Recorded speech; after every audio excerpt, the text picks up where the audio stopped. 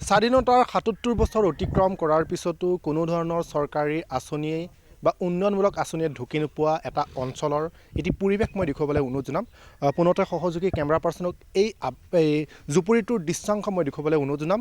আপোনালোকে দেখিব পাৰিছে স্বাধীনতাৰ ৭৭ বছৰ অতিক্ৰম কৰাৰ পিছতো কোনো ধৰণৰ চৰকাৰী আঁচনি বা উন্নয়নমূলক আঁচনি আৱাস গৃহকে হওক বা কোনো ধৰণৰ আঁচনি নোপোৱাকৈ এনেদৰে এই জুপুৰিটোত অতি পৰিত্যক্ত অৱস্থাত গোহালি সাদৃক পৰিৱেশত এগৰাকী বৃদ্ধা এনেদৰে বসবাস কৰিছে।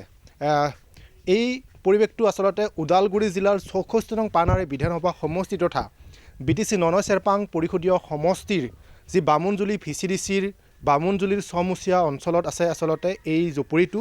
এনেদৰে এই জুপুৰিটোত পৰিত্যক্ত অৱস্থাত গোহালি সাদৃক পৰিৱেশত এনেদৰে এগৰাকী আইতা অসহায় ৰূপত বসবাস কৰি আহিছে।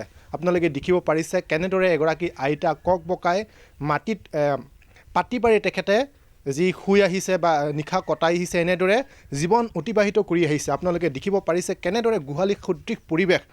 মোৰ সহযোগী কেমেৰা পাৰ্চনক ভিতৰৰ যি পৰিৱেশ যদি সম্ভৱ হয় মই দেখুৱাবলৈ অনুৰোধ জনাম। আপোনালোকে এই দৃশ্যাংশ বা ছবিটো দেখি অনুমান কৰিব পাৰিছে কেনেদৰে কিমান যন্ত্ৰণাত সন্মুখীন হ'বলগীয়া হৈছে আইতাগৰাকী, কেনেদৰে জীৱন অতিবাহিত কৰি আছে, কিমান অভাৱ অনাটনেৰে যন্ত্ৰণা সন্মুখীন হ'বলগীয়া হৈছে আইতাগৰাকী আপোনালোকে অনুমান কৰিব পাৰিছে।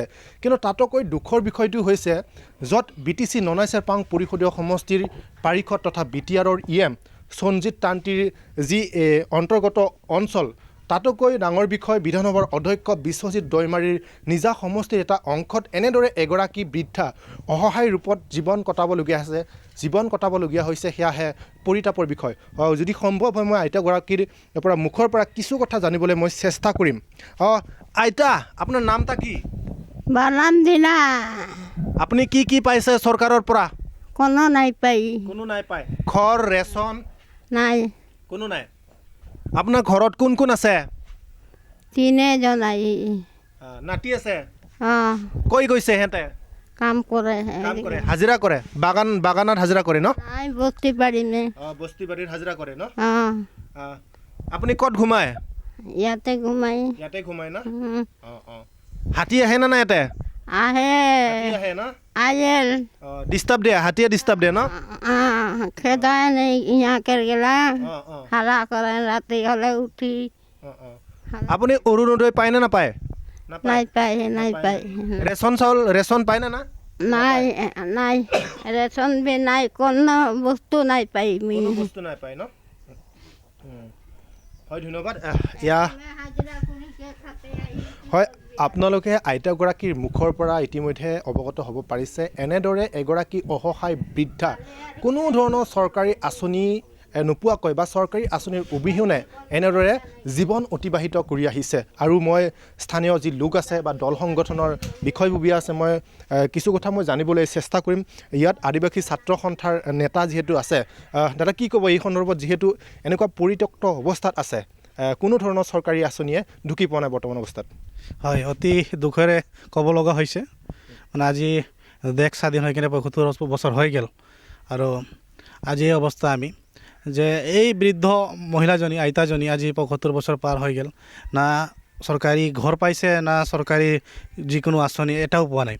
আজি চৰকাৰে দি আছে PMY ঘৰ দি আছে, অৰুণোদয় আঁচনি দি আছে, ৰেচন কাৰ্ড দি আছে, কিন্তু যিজন ব্যক্তি যোগ্য পাব লগা তেখেতসকলে নাপায়।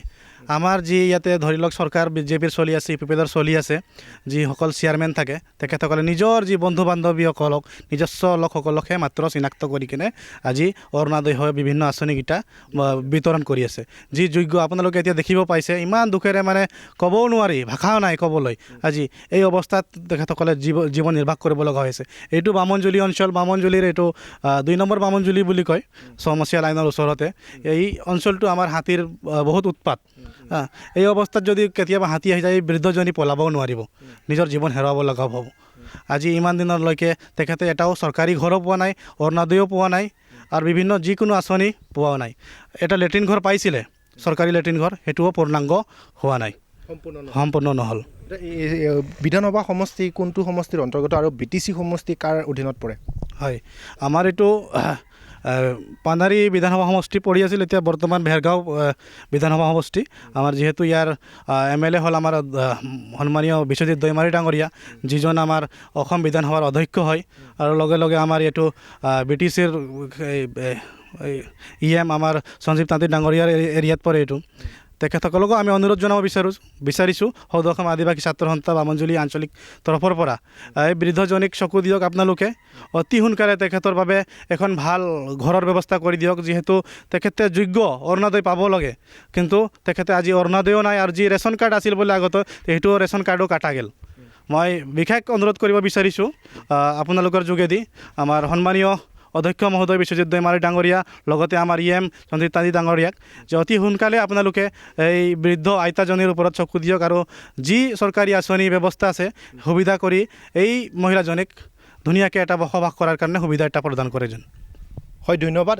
ইতিমধ্যে সম্পূৰ্ণ কথা বিৱৰি আদিবাসী ছাত্ৰ সংগঠনৰ যিগৰাকী নেতাই তেখেতে আপোনালোকৰ আগত স্পষ্ট ব্যাখ্যা দাঙি ধৰিছে। আপোনালোকে ইতিমধ্যে অৱগত হৈছে ওদালগুৰি জিলাৰ 64 নং পানাৰী বিধানসভা সমষ্টি বৰ্তমান ভেৰগাঁও যি বিধানসভা সমষ্টি ৰূপান্তৰিত হৈছে, নতুন নামাকৰণ কৰা হৈছে, সেই ভেৰগাঁও বিধানসভা সমষ্টিৰ অন্তৰ্গত, লগতে BTC ননাইচেৰপাং পৰিষদীয় সমষ্টিৰ যি অন্তৰ্গত এই বামুণজুলি চমুচীয়া লাইনৰ এইগৰাকী আইতাক চৰকাৰী যি আঁচনি, যিহেতু কোনো ধৰণৰ আঁচনি ঢুকি পোৱা নাই, যিকোনো চৰকাৰী উন্নয়নমূলক আঁচনিৰে যাতে আইতাগৰাকীৰ কিছু উন্নয়ন সাধন হয়, তেওঁৰ সমস্যাখিনি যাতে সমাধান হয়, সেই সমাধান কৰাৰ উদ্দেশ্যে ইতিমধ্যে ছাত্ৰ সংগঠনৰ নেতাগৰাকীয়ে ইতিমধ্যে দাবী জনাইছে। কিন্তু আমাৰ এই প্ৰতিবেদন সম্প্ৰচাৰ হোৱাৰ পিছত বিধায়ক তথা BTCৰ EM সঞ্জীৱ তাঁতী ডাঙৰীয়া, লগতে বিশ্বজিৎ দৈমাৰী ডাঙৰীয়াই কি পদক্ষেপ ল'ব সেয়া পৰৱৰ্তী পৰ্যায়ত হ'ব লক্ষণীয়। যিকোনো খবৰৰ বাবে যোগাযোগ কৰক 7099017330 লগতে 7099017110 নম্বৰত।